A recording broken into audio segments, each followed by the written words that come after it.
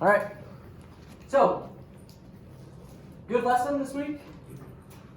Exciting. Learning about engines. It's the most exciting one usually. So that's a good one to start with. So I want to kind of go back and discuss kind of the, well, actually, let's do it this way. Let's pretty much write, what do I want to say? It's like a list from 1, 2, 3, 4, 5 of what happens when I turn the key inside the engine. Like when I turn the key here, what happens inside the engine? That's what I want to know. Like first, second, third, fourth. So we start with keys, and you're gonna have to forget the fact that there's electrical for now because we haven't talked about electrical. But obviously something electrical happens. But ultimately, what happens when I turn the key? What's the first part of the engine that starts moving? Spark. Well, spark happens, but is that part of an engine? No, that's part of the ignition system, which also we haven't talked about yet, and we'll get there. Physical moving parts. Is it the crank or the camshaft? Yes, close. I mean, you're right, that starts moving, but there's a piece first, and it is the flywheel. You heard of that? Yay, yay. Okay, well, we'll come back and look at the pictures as we go through. Let's just make our list first, and we'll go back and actually look at things. Maybe pull some parts out. We have some here.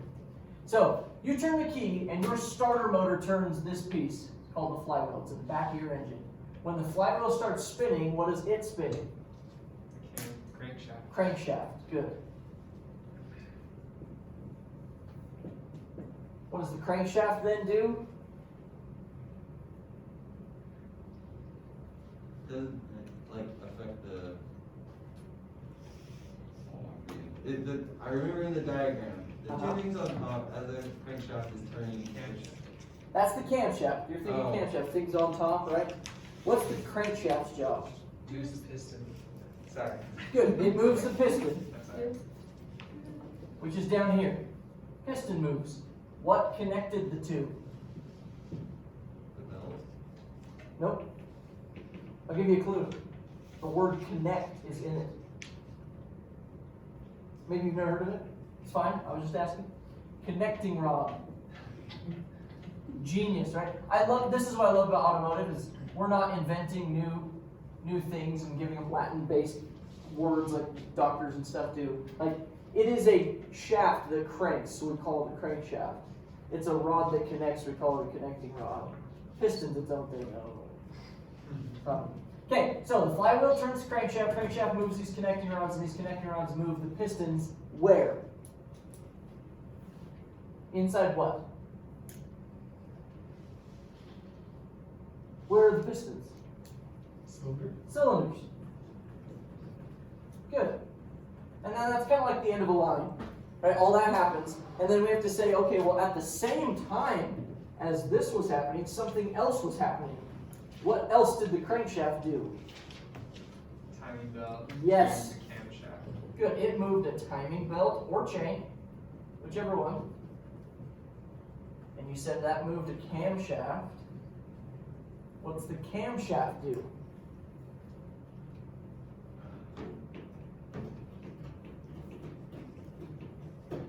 So we know we have pistons moving up and down. What other thing do we have to make happen? I see you doing this. This is correct. If you can tell me what it is. What's at the top of the cylinder? Is it the valves? Valves. Good. So the camshaft's job is to open the valves. I'm going to put them down here. So on this style engine right here, what kind of engine is this? A V. So on a V-style engine, not all, but a lot, and we'll say more old school than modern, because modern's kind of changed. But our crankshaft's down here. The camshaft is right here, and there's a chain that goes around them like this. So then the question becomes, how does a camshaft that's right there open valves that are up here? How's it going to do that? And the answer is this.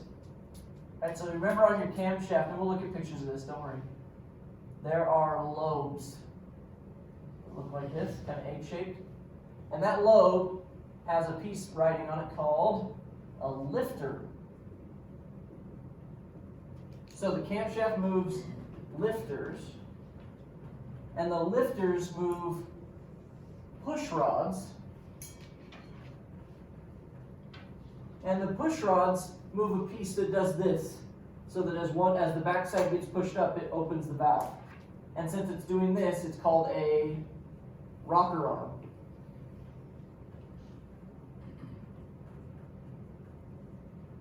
And then we open the valves. And then when I'm done with all this, what makes everything go back to normal? Like what shuts the valve?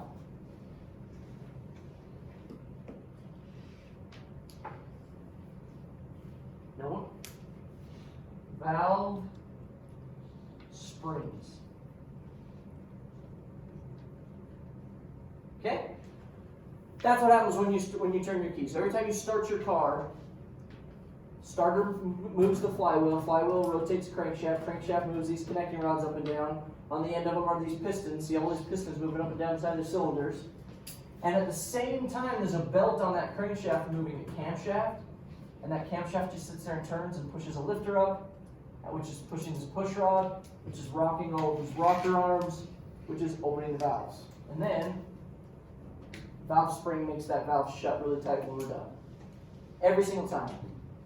Once it starts running on its own, it works kind of backwards in the sense that all of this stuff keeps moving, but the flywheel is now being spun. It's not doing the spinning. Does that make sense? Yeah. So the flywheel is like activated by the electricity of the battery, and then. So there's a starter motor, which we'll talk about when we talk about electricity. That starter motor pops out and turns the flywheel. The flywheel is like a big gear on the back of the crankshaft. And then once the engine's running on its own power, the flywheel becomes our linking piece into the transmission. So we'll talk more about flywheels later when we talk about transmissions too. Let me go grab. This should be a cart. Let me go grab a cart real quick and look at this stuff.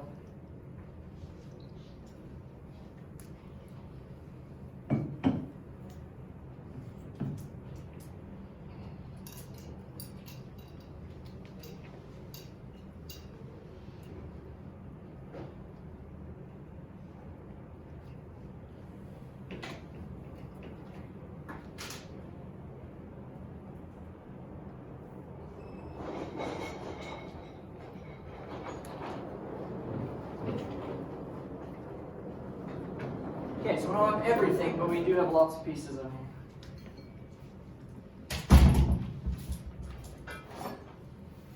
This is not a flywheel, but it's close. It's called a flex plate. Flywheels, manual transmissions. Flex plates, automatic transmissions. Either way, big gear on the back of the crankshaft. So the crankshaft's going to bolt up right there. Alright? Crankshaft looks like this, except it's only like a third of it. It's going to be like this tall. What characteristics do we see on that? What do you notice about it? I'm assuming it's weird looking compared to most things you've seen, right? So what makes it weird? What is it? Well, it's offset. Good. What's offset? The center bar. Yeah, so you notice you have this one, and then there'd be like 2 or 3 more. That's the center line. But these are offset. What's going to connect here?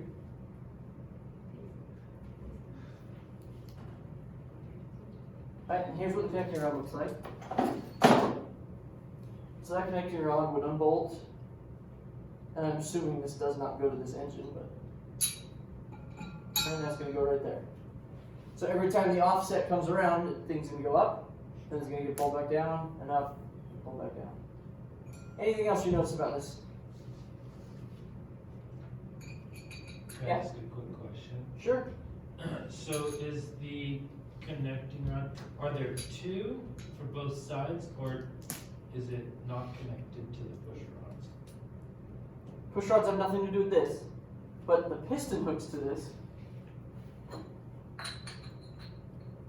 right? And here's one that's still connected already. And it's kind of, that definitely had a problem. Connecting rods should not be bent like that. There's a reason I have it in here, not here. And here's another one. Also not supposed to. Got some problems here. Anyways, so yeah, connector rod goes here, and then on top of it you have this piston head up here, okay? Anything else you notice? Interesting things about it? Yeah, It's like sort of held up by like half circles with loops or something. yeah, these right here. So what the heck would those be? Notice they're on the opposite side of this offset that you're talking about. So what would they be used for? Counterweights? Yes, counterweights. So anytime there's like dead motion, right, where there's just like stuff or power has stopped, the counterweight's going to keep everything going and keep it smooth, right? Just nice, smooth rotation all the time. Good. So we pretty much got it. We got a center line, we got some offsets, we got some counterweights. That's it. Now we go to the connecting rods. We already showed that. We already showed the piston. Do that one. What's on the piston? Like, what are these? Pads of some sort. Let's see if I have any that aren't. So here's one that's been taken off. What is that for? One's missing here. And obviously it doesn't go together, different sides, but what are these? Is it just to ensure like that it's sealed? Yes! It's called a piston ring. So, can I put a piston that's 3 inches in diameter inside of a hole that's a 3-inch diameter? No, that's not gonna work. But can I put a 2.998 inch piston in a 3-inch hole? Good. But if I have 2/1000ths of an inch gap along the side, when I try to create power up here, what's gonna happen to my power? Some of it. It's gonna escape. It's gonna go right down the side. We don't want that. So you put piston rings on, right? There's 2 on the top, 2 compression rings, and they, notice they're kind of springy. They push out against the side of the cylinder to seal up that gap. So you got 2 of those, and then you have another one right here. It's kind of weird looking. It's called an oil ring, and that's what scrapes the oil off the side of the cylinder as it goes down to make sure you're not burning your oil. Right, I need oil for the piston to move freely, but I need that oil to not get up here and get burned as part of my combustion. So the job of this right here is to scrape it away. So if you have burning oil, it's those rings that go bad. Okay? Good. And then a cylinder, obviously you know what that is. Timing belt or chain. So this is what I drew up here. So this is going to be on the end of my crankshaft. Like I said, this doesn't go to this, but well, maybe it does. Okay, so that sprocket would go onto the end of the crank and turn with it. And as it turns, it's going to turn the other sprocket, which is my camshaft sprocket. Now, why would one sprocket be bigger than the other?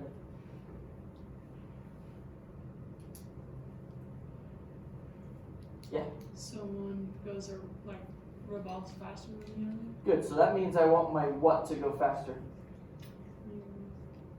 Crankshaft. Crankshaft, good. So in fact, the crankshaft is going to spin twice the speed of the camshaft because I need my crankshaft to go around twice for every time that the camshaft opens those valves, right? I only need to open the valve one time in the whole cycle of things, but I need the crankshaft to go around twice to complete a cycle. We'll talk about that cycle here in a minute. So you got timing chains, or you have timing belts that look like this. Notice the sideway cogs. Problem with timing belts? Around How often? 80,000 miles? 80,000 miles. Good. So if you don't remember the last time, I mean, if you have had the vehicle and you've owned it the whole time and it's never been replaced and you're over 80,000 miles, you need to get that thing replaced. If this were to break while driving, what would happen?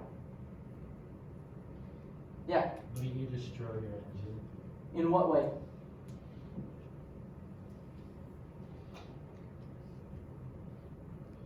Maybe. here's what it should look like. What happened? This is a valve. Misfiring? Nope. This valve sits up here.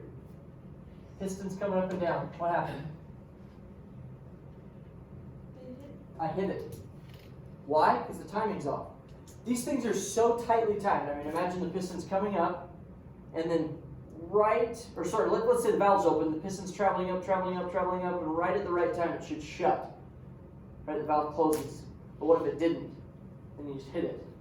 That would happen if your timing belt broke. What are the belts usually made of? Oh boy, I think they're made of EPDM, but don't ask me what that stands for. They used to be made of neoprene. Neoprene was a really common thing, but neoprene cracks. So and I'm basing this on belts that are on the outside, like your serpentine belt like this. I know that these are made of EPDM now, so I think it's the same. These are slightly stronger. They have a braiding in them. I don't know if you can see that string. Oh, yeah. But I think this has a braiding in the back side too, so it's a braided EPDM, whatever that stands for. Actually, you know what? I bet it's written right here. Maybe not.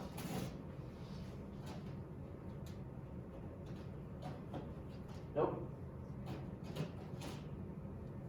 Yeah, I don't know what it stands for. Yeah. Can you tell if you have a timing belt just by opening your hood? Like, is it pretty visible? Yes. In fact, let's talk about that right now. So the front. How do you know where the front of your engine is? If I open the hood of my car, okay, here's my steering wheel.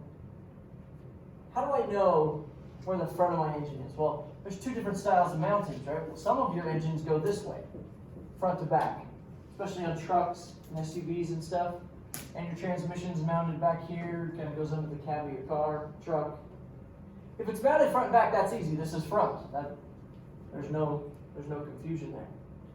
What if it's not, though? What if your engine is this way and your transmission's right here, like most passenger cars? So how do I know where the front is? Same way. Transmission's always at the back. So this is the front. And the front will always have what on it? The belts. Okay? So you look for these belts. They're always on the front. Behind these belts, right? If everything behind this belt is made of plastic, then you have a timing belt inside that cover, right? Because this is the belt you see, and this is the belt you don't see. So if everything here between these belts is made of plastic, it's a timing belt. But if it's made of metal, it's a chain. Why? Yeah. Because you don't have to replace chains? Partly. I mean, they still go bad, but potentially, right? If you don't keep up with your oil changes and stuff, they can still go bad. But what does it need that I just said?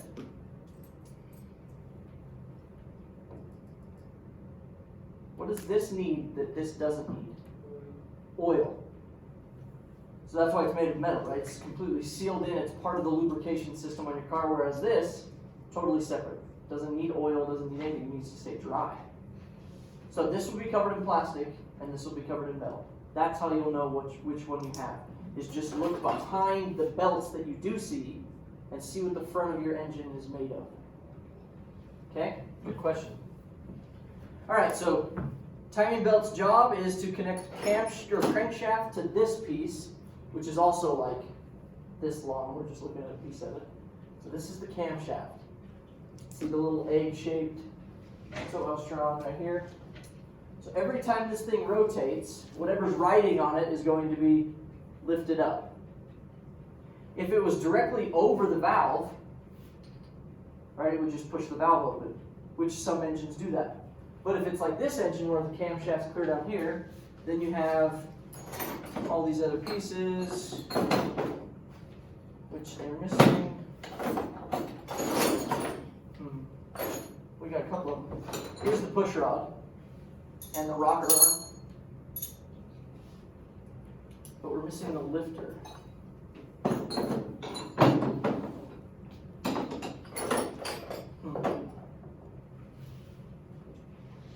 Bummer. Anyways, it's just a little cylinder thing down here. So camshaft pushes on that, this whole thing goes up, and every time it goes up, this side tilts down. So the valve would just do that. And then there's a spring on it that would suck it shut every time. Does that kind of make sense? So biggest wear spots on all of this, on the crankshaft you have all these little bearings and stuff. There's a bearing that goes between that and this. So this piece can wear out if your lubrication system goes bad. Right, you starve the thing of oil, you're not keeping up the oil changes and stuff. These will go bad first. If this wears out, look how thick that is. If that wears out, what's this going to do on here? Every time it has a power stroke. And that's what you'll hear, minus the bell sound. It will sound like a knock. Because this gap is now there, because this is worn out. So there's this like knock every time this thing goes around. So if you ever hear knocking in your engine, not good. Full rebuild for that. So that's a wear spot. Obviously this is a big deal, so get these changed. And I mean everything's wearable, but those are your spots that you're like wear out. Yes. Why would you want to have like a timing belt versus a timing chain? Is there Good question. benefits or Okay, so timing belts, from what we just said, what's good about it? It doesn't need oil. Doesn't need oil, which means less weight in the engine. Right? I don't have to, less complication too, I don't have to route oil to the front of the engine to lubricate this at all. So that's going to reduce weight and complication on the engine. Not to mention it is lighter. Not by a ton, but everything counts on an engine. So this is, everything about the belt is lighter. And that gives us better fuel economy, right? So that's partly part of it. It's also really cheap. It's cheap to manufacture, which lowers the cost overall on the engine design and everything, which is good. And it's also really easy to route. Right, I can bend this around and all sorts of pulleys and whatnot in there to do what it needs to do. The chain can do the same thing, but the more, like this one's simple, but what if I had this, what if I had a style where the camshaft wasn't here, it was up here, and I'm gonna have to run a chain all the way to the top and over to this side. It's gonna be a big chain, lots of bends potentially, and a big lubrication system, right? It's got to lubricate all the front end of that. So, I like chains, obviously. Chains are great. As long as you're keeping up the oil changes, they last a long time. But I will say that most 4-cylinder engines are belts. Okay? So, and they're not that expensive. Like, I'm not telling you could do it yourself, but if you could, this is only like, if you buy this and the stuff that you need to go with it, and do all the work that would be required on a normal job of replacing one of these, you're like $100, maybe 150.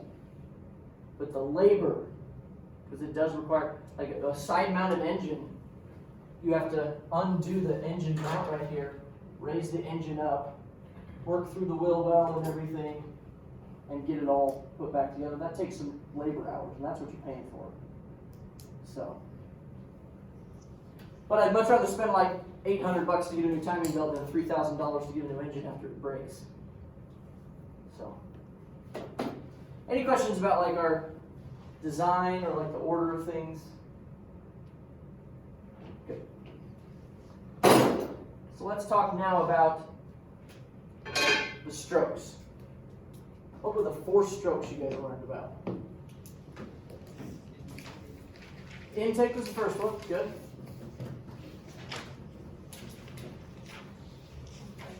Compression. Was the next one power? Yep. Exhaust. So, it takes one cycle, right? It takes one cycle to complete the 4 strokes. That's what we say. So the one cycle is what I was talking about before about this speed and everything here. The crankshaft in one cycle will turn 2 turns, right? 2 crankshaft rotations, but the camshaft will only turn once, which is why the gears are different sizes. So what happens during this intake stroke? Walk me through it. The piston goes down. Good. So I'm just going to draw an arrow down. Piston travels down. The valve opens, so it lets in like a combination of fuel and air. Good. So intake opens. Intake valve opens. And you said what comes in? Air and fuel. Air and fuel. Our air-fuel mixture comes into the cylinder. And why does it come into the cylinder? What makes it come in? Yeah. It's the sucking, right? Okay, and when you say sucking, you should say, in scientific terms, negative pressure, right? So I have a piston moving down inside of a cylinder against a void, right? There's, like my throttle's clear out here blocking airflow from getting in. So I got this piston moving against that void, which is going to create negative pressure. When that intake valve opens, atmospheric pressure is going to push its way into the cylinder, right? Equalization of pressures. So we are dependent on vacuum inside of our engine and atmospheric pressure outside in order to make this thing work. Good. Compression stroke, what happens there? The piston moves up. Okay. My valves are what now? Closed. Yes, has to be closed. Valves, if they're not closed, what am I going to lose? Compression. My whole point is to create compression. If the valves are open, I'm just going to be pushing everything out of the cylinder. There's no compression. All right. So valves have to stay closed and they need to stay really tight. And the whole point of this stroke is to do what? To create pressure. And pressure, when you think of pressure, you should also think of heat. We want pressure, we want heat. Right at the peak of the compression stroke, or near it, what's going to happen here? The ignition. Yes, we're going to spark right now. That spark is going to initiate a massive expansion of the gases inside the cylinder. Yes. So is it just because that mixture is compressed, or what does that have to do with the spark plugs? So the spark plug is there to ignite it, but it won't ignite without the heat of compression. Okay. Yeah. I need that heat buildup. For multiple reasons, but when you think of heat, you should be thinking of friction between molecules, right? I need that air and fuel. I need it like we took it and it was in this much space, and now I squeezed it into this much space, and if that happened to you, you'd be like, right, you're like pushing back. You're trying to, see, that creates a lot of heat. We need that interaction between the molecules to then spark it and make it go off. So the spark is automatic, or the spark plug The just spark plug is initiated by the computer. The computer will spark it at the perfect time. If you're talking about a diesel, it's completely different. A diesel ignites all by itself because of the compression. Right? Diesels have like double the compression on their engines. They squeeze lots into a very, very tight space, and it's so turbulent that it ignites itself. Gasoline, we don't do that. The reason is because gas, it doesn't behave as properly, I guess you could say, as diesel. It's totally unreliable on its own, so we give it a spark to help it. But diesel doesn't use spark plug. So I've driven the diesel trucks before, just a couple times, and it seems that when I press on the gas pedal, it was like a little slow to like react. On what? Just on a diesel truck. Is that a diesel truck? Press the gas pedal down. Is that normal or no? I wouldn't say it's that normal. They're Okay. usually very responsive. So then with, you said with the computer, it generates a spark, what they do before computers? They did it with distributors. We'll talk about all this spark stuff when we talk about electrical. But yeah, they did it. You've heard distributor before. So it was a mechanical drive device that did it. So then why did they get rid of it? Because distributors were very, they worked, but they didn't adapt. Right? They didn't adapt to temperature changes, elevation changes, speed changes. Right? They weren't, because the spark has. I mean, the thing that's, and this is kind of over your, not over your heads, but it's nothing. Like we're not ready to talk about this kind of stuff. But you have to think about this speed is very fast. Like all of these events are happening multiple times a second inside each cylinder. Like it's very minimal amount of time. This spark, in order to accurately burn this fuel mixture, has to happen a few degrees before the piston actually gets to top dead center. And the reason is because fuel will always take the same amount of time to burn. It takes 0.003 of a second for fuel to burn completely.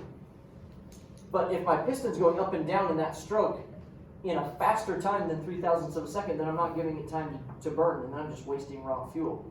So the faster you go, what do I have to do to the spark? Make it burn faster? I got to make it happen earlier.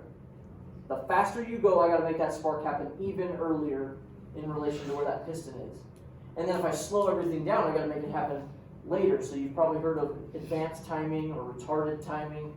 That's what they're talking about, right? You got to advance it forward, make it happen earlier, or retard it back and hold it back. Okay, so that's what they're talking about, because you have to give the fuel time to actually burn. If it doesn't have time to burn, then you're just wasting power and fuel economy. Okay? So, computer will know the exact right time to spark that. That's why we've gone to computers. Distributors lacked in the being able to advance it properly. I mean, we got pretty good at using them, but there was a better way. So that was computers. Like, are all vehicles across the world now, they don't have a good distributor? Well, Honda still use distributors on some of their vehicles. Maybe not right now, but all the way up into the late 2010, 2012 even. But it was an electronic distributor. So it was like a computerized distributor. Everyone else, it's all electronic. Okay, so what's the point of the spark? Make the gases expand. So the power stroke piston travels down, and you have the valves still closed, or else we're going to lose all our power. And you have this mass expansion. And that mass expansion is what is going to drive our crankshaft for us. When we finish the power stroke, piston is going to travel back up. What opens? Exhaust valve opens, good. Remember, there are two different ones, right? The intake opens here, exhaust opens here, and all that dead gas is just going to get pushed out our tailpipe.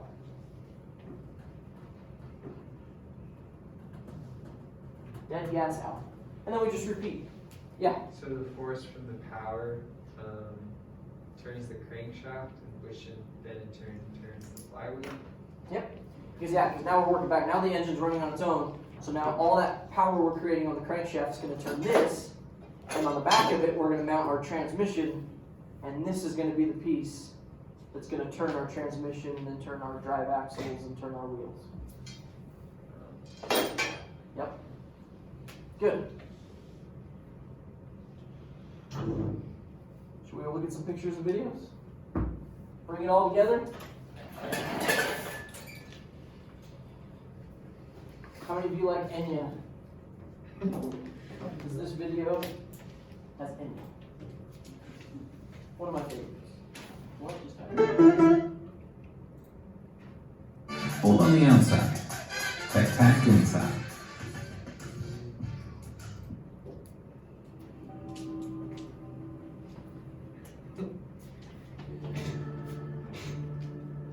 What is it? Engine block? Engine block, good. With the cylinders, right?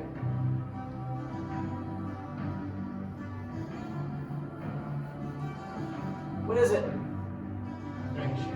Good. Those? Connecting rods? Pistons?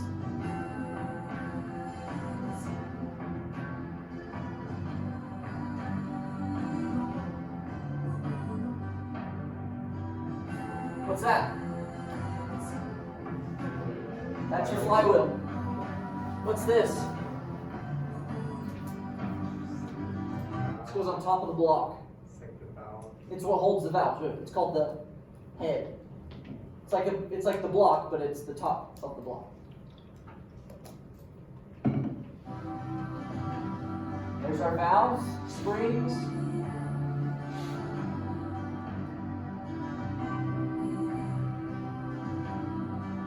These are called tappets. There's our camshafts. So right away, can you already tell what's the benefit of having the camshafts on top? Less parts. Yeah, I don't have to have push rods, I don't have to have rocker rods, I don't have to have lifters. I have those little tappets, but they're smaller. Just so much more simple. And with modern vehicles, have you heard of variable valve timing?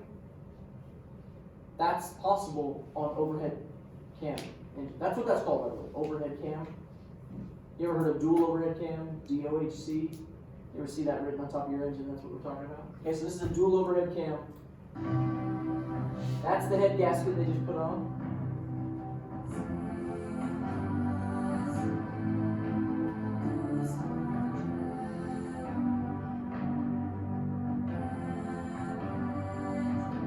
What's that?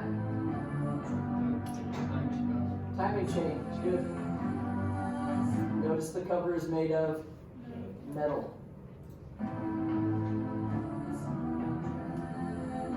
This is the thing you see on the top where your oil cap is, called your valve cover.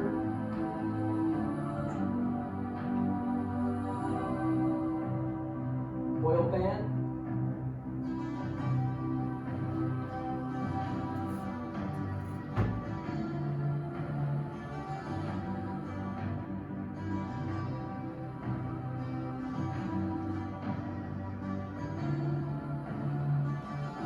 That's your starter. Notice it's going right to the flywheel. Is that black thing oil filter? Yeah, this is the oil filter housing, and the white piece down here is the filter itself.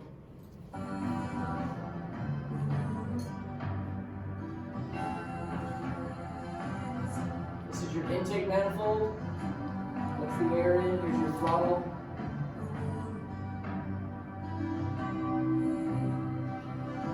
These are fuel injectors right there. These right here are spark plugs, spark plug wires. Here's your water pump. We'll talk about this next week.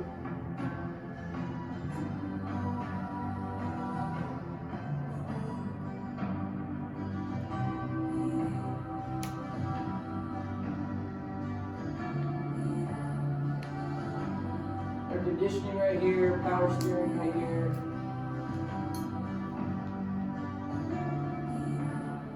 Alternator right there. And there's the belt we see, right? So you look right behind this belt, and like I said before, this is all made of metal. So it's a chain. Here's our exhaust manifold.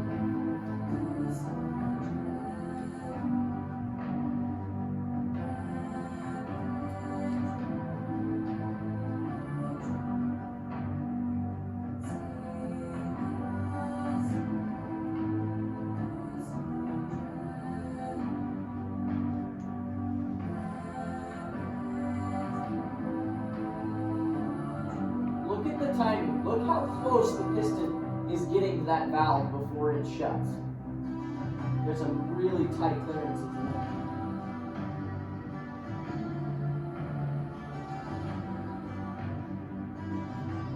See how close it gets? Right? Oh, right there. You see that? Right here. Oh! Almost hits it, but it doesn't. Okay. So, this particular engine is more modern. It's got 4 valves. 2 intake, 2 exhaust. And the benefit of having more valves? More air. If I get more air in there, I get more power, right? And fuel economy, right? Anything about breathing is better. We need to breathe. Spark plug comes right down through the middle. You can see that. The green fuel injector is spraying the fuel before the intake valve opens, which gives the fuel time to like atomize before it jumps in there. And then, I mean, this really good view of how the camshaft comes around, turns those valves. So let's walk through. What are the 4 strokes? We should see them right now. Here we go. Intake, compression, power, exhaust, intake, compression, power, exhaust.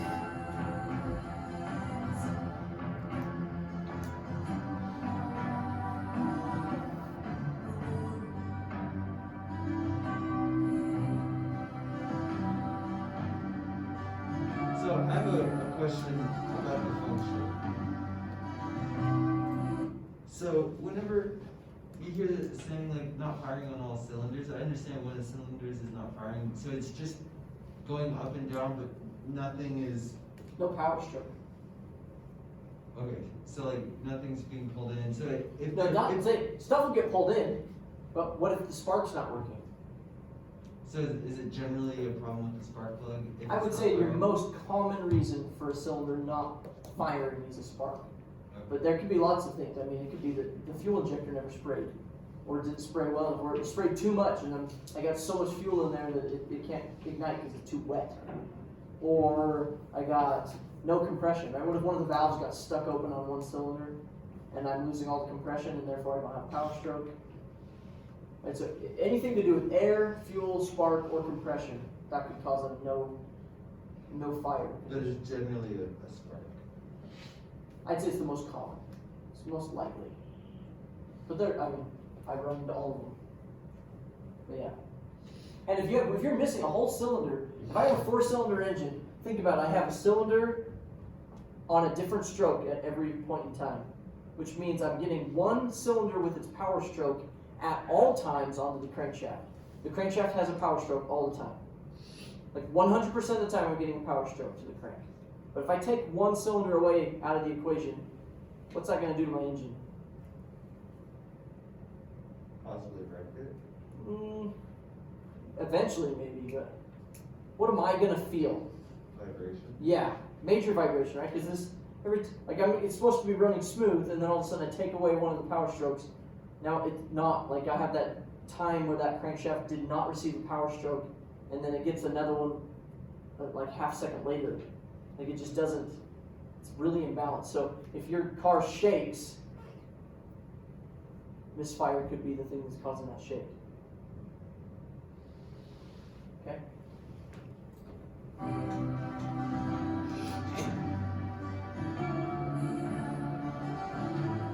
So notice right here that all the cylinders are firing on a different stroke at all times. Very balanced.